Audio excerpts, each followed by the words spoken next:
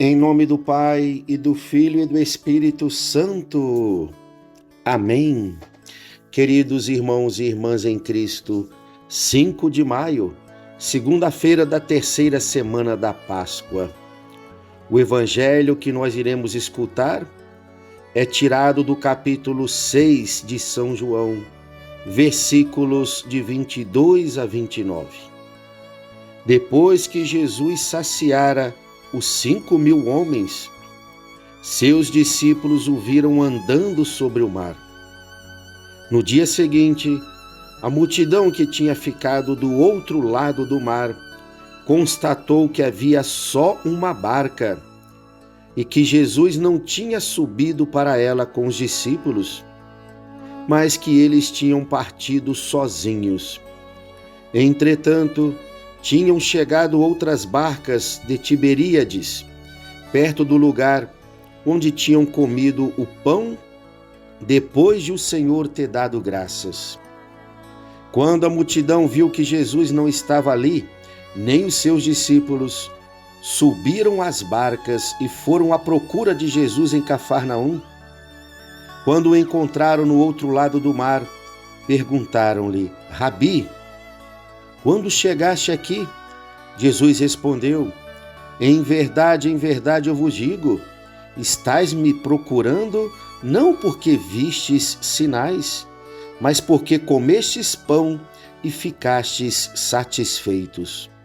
Esforçai-vos, não pelo alimento que se perde, mas pelo alimento que permanece até a vida eterna e que o Filho do Homem vos dará. Pois é este quem o Pai marcou com seu selo. Palavra da salvação. Glória a vós, Senhor.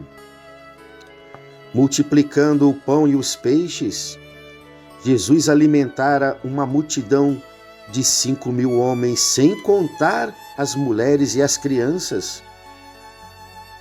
Agora querem fazê-lo rei. E ele se retira para a solidão da montanha, pois sabia muito bem que o seu reino não era deste mundo. Seu reino não veio apenas para realizar uma justiça social. No dia seguinte, quando a multidão reencontra Jesus no lago de Tiberíades, ele faz questão de trazer à luz as intenções profundas daqueles corações. Viestes em minha procura, não porque vistes sinais, mas porque comestes pão e ficastes satisfeitos. E o mestre aponta para uma outra direção: não trabalhar em vão por um alimento que se perde no tempo, antes empenhar-se pelo alimento que permanece para a eternidade. Sei muito bem que são poucos hoje a falar em eternidade, em uma civilização do descartável, como nosso Papa Francisco sempre evidenciou. Os olhares e os corações se orientam para o imediato, para este mundo material apenas, o carpe diem, como se diz, aproveitar a vida agora, gozá-la intensamente e de preferência já. Para que pensar numa eternidade? A religião do futuro, defendida e buscada pelos globalistas, aqueles que querem um governo mundial, será uma religião onde se buscará a mistura de todas as religiões, deixando, porém, os valores judaicos cristãos de fora. Uma religião que só se preocupará com as causas ambientais e com o controle populacional, sem uma moral cristã e sem o Cristo. Então, a religião do futuro, para que vai falar de céu, de salvação da alma, de santidade, de luta contra o pecado? Basta cuidarmos deste planeta e já está bom demais. No entanto, dentro de nosso corpo provisório, pulsa uma alma imortal, cuja vida se estenderá além da morte, além do tempo, mergulhando no eterno. E o novo estado de vida na eternidade dependerá da forma como gastamos e vivemos este tempo breve, efêmero, passageiro, como a erva dos campos, que de manhã floresce e de tarde murcha. Lembra a Sagrada Escritura? Sim, a nossa eternidade dependerá de como gastamos o nosso tempo aqui nesta vida terrena. O pão material permite subsistir no tempo. E quando aqui se fala em pão material, não é apenas o alimento do corpo, mas é a preocupação exagerada com comer, com se vestir, com o que conquistar materialmente, a fama, o sucesso. Pessoas que só vivem de banquetes, de viagens, cuidando apenas de suas vaidades pessoais e não se preocupam nem com o destino futuro da sua alma e nem se preocupam também com o sofrimento do seu próximo. Então, para estas pessoas basta o alimento material. E terminada esta passagem pelo tempo, que alimento nos manterá na vida futura? Apenas um alimento espiritual que é dom do próprio Deus. Na verdade, em sua misericórdia paterna, Deus já antecipou para nós o pão da vida eterna, que é a Eucaristia.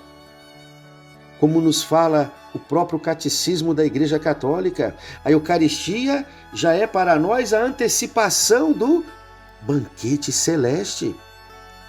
Por isso mesmo, Jesus Cristo nos fez uma promessa muito clara e repetida mais de uma vez ao longo deste capítulo 6 de São João.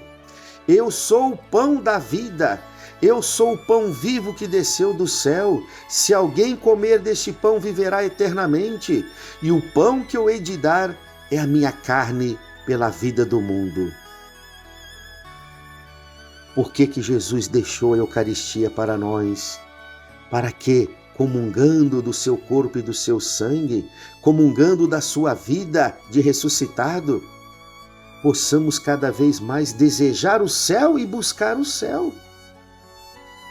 Se a Eucaristia já nos faz saborear de alguma forma, um pouquinho, o banquete celeste, então temos que nos esforçar para que a nossa vida seja o máximo agradável a Deus neste mundo, para que um dia mereçamos sentar à mesa celeste, onde o próprio Cristo nos servirá com a sua glória. Vale aqui lembrar o famoso hino eucarístico Panis Angelicum, composto pelo grande São Tomás de Aquino. Eis o pão que os homens comem e que os anjos também desejam. Só os filhos o consomem, não seja lançado aos cães.